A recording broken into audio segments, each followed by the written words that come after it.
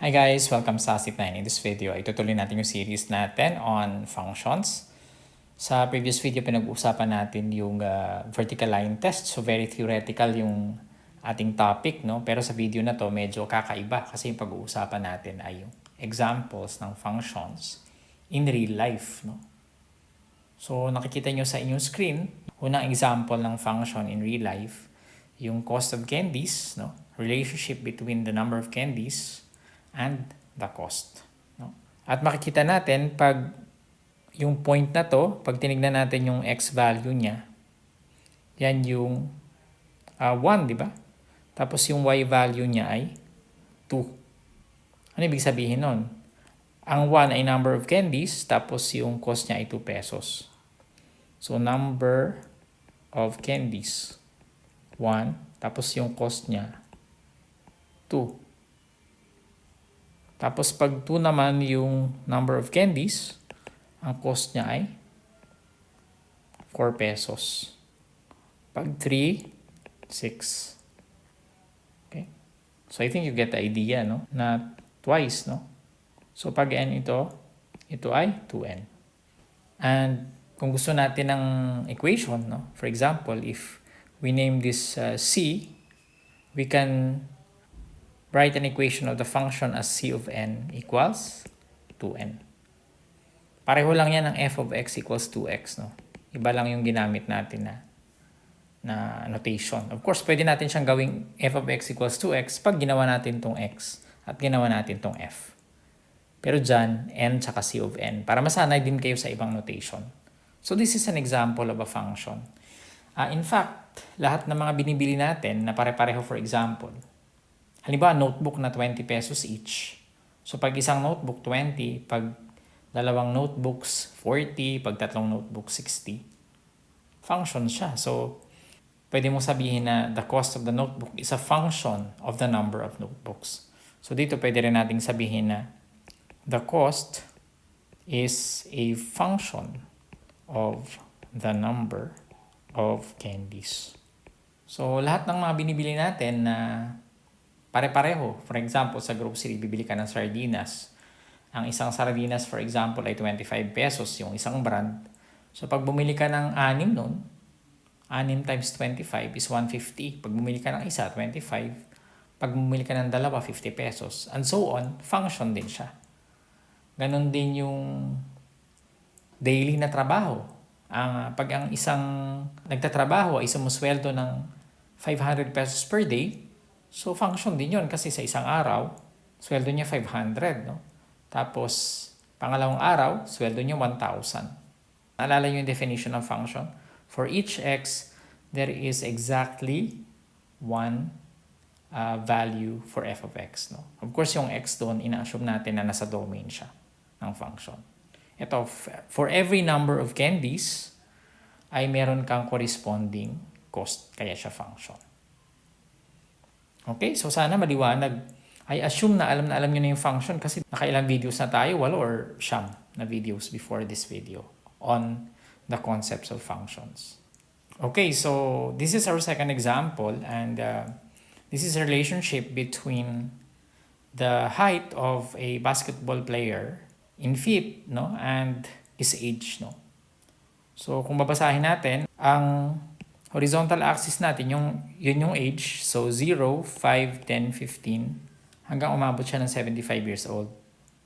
Tapos yung height natin, 1, 2, 3, 4, 5, 6. In feet yan, no? So paano natin yan babasahin? At birth, 1 foot siya mahigit, no? Ibig sabihin, 0 years old. Maybe after birth. Nung 5 years old na siya, ito yun, di ba? 5 years old. Ito na yung point na yan. Malapit na siya sa 3 feet, no? Yung height niya. Tapos pagdating niya ng 10 years old, almost 5 feet na siya. So ito yung 10, no? Pagdating niya ng 15, no? 5'11 na. Malapit na mag 6 footer. Tapos pagdating niya ng 20 years old, ito yung 20 years old. Naging 6 something na siya. So mga 6'6" or maybe mas mababa ng konti, 6'5". And through the years, ay hindi na tumaas yung height niya. So dito na yung level niya. So normal naman yun, di ba? Pag tumanda na tayo, hindi na tayo tumatangkad, no? Pero may kakaibang nangyari. At age 70 and to 75, medyo pumandak siya. Tingin nyo, posible ba mangyari yun? Posible mangyari yun, no? Kasi because of aging, no? So, habang tumatanda tayo, nagsishrink tayo, no? Kaya kung mapapansin nyo yung mga lolo ninyo at lola ninyo, nung dalaga sila at binata, medyo matangkad. Tapos, pagdating nila ng 75 or 80, medyo bumababa na sila, lumiliit yung buto nila, di ba? So, nangyayari naman talaga yan. So, mukhang accurate naman tong graph na to. So, bakit ito function, no? Wala siyang formula katulad nung kanina, di ba? Nag-C of n equals to n tayo, no? Or f of x equals to x. Wala siyang formula, pero function siya dahil pasado siya sa vertical line test, no? Kasi for each x, for each input, ano yung input natin? Yung age, no? For each age, meron tayong unique height, no? Halimbawa, gusto natin malaman at 22 and 1/2 years old, isa lang yung height natin. At 45 years old, isa lang yung ating height. So, pag nag-draw tayo ng vertical line anywhere, wala tayong tatamaan na more than once, no? So, di ba yun yung ating vertical line test? So, pasado ito sa vertical line test, which means na function siya. So, for the third example, meron tayong graph ng jeepney fare, pamasahe ng 2020. And, of course, yan yung year or time na na-record yung video na to, no? And, ang pamasahe sa jeepney, ngayong taon na ito ay 9 pesos yung minimum fare. Meaning for the first 4 kilometers, 9 pesos. And, additional 150 per kilometer. Ang assumption natin ay pag lumagpas ka na ng 4 kilometers, matik na yun na magbabayad ka na ng additional 150, no? So yan yung nirepresent ng graph na yan. So kung makikita nyo yung ating horizontal axis ay by 1 yung ating distance ng grid. So 1, 2, 3, 4. And yung ating vertical axis ay by 2s. No? Yung horizontal axis natin ay distance at yung vertical axis natin ay fare o pamasahe in pesos. So pag sumakay ka ng jeep, no? At nakatravel ka na kunwari ng half kilometer. So nandito yon, no? Half kilometer, kalahati. Pamasahin mo ay 9 pesos pa rin, no? Pag nag-travel ka ng 2 kilometers, for example, so ito yung 2, pamasahin mo pa rin ay 9 pesos. Pag nag-travel ka ng eksaktong 4 kilometers, 9 pesos pa rin. Pero pag lumagpas ka na, kunwari 4 and 1/10, kunwari 4 and 1/10 kilometer.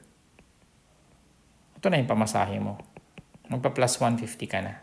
1050 na siya, no? Tapos pag 4 and a half, ganun pa rin. Andun ka pa rin sa 1050. And so on. So pag 9 and a half kilometers ka, dito ka na. 9 and a half. Ito na yung pamasahe mo. 18 pesos. Okay? So, bakit ito function, no? Alala nyo yung definition ng function, di ba? For each x in the domain, there is exactly 1 y. So, pag namimili ka ng x value mo, for example, 3, isa lang yung y mo. Isa lang yung output mo. That's 9 pesos.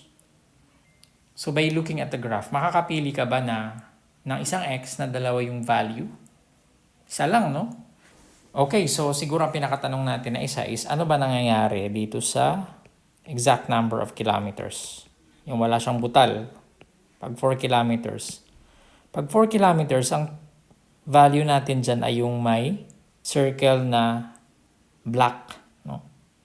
Yun yung katapat nun yung value natin. Ito, sa 5 kilometers, ito siya. Ano ang papel nitong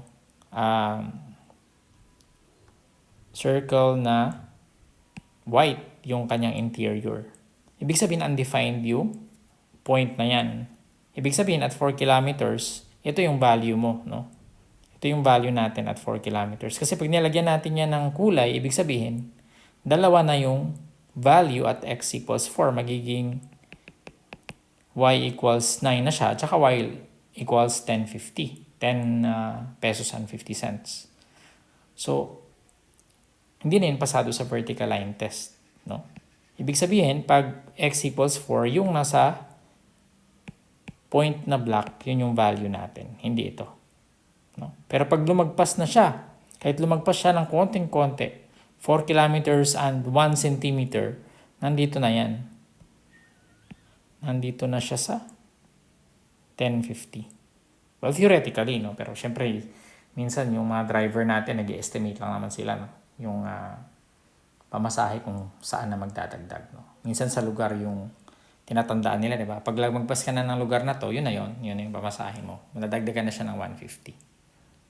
Okay? So, ibig sabihin, kung isa lang yung tatamaan ng vertical line, dito sa mga exact number of kilometers na yan, ibig sabihin, any vertical line na i-drawing natin, isa lang yung tatamaan niya.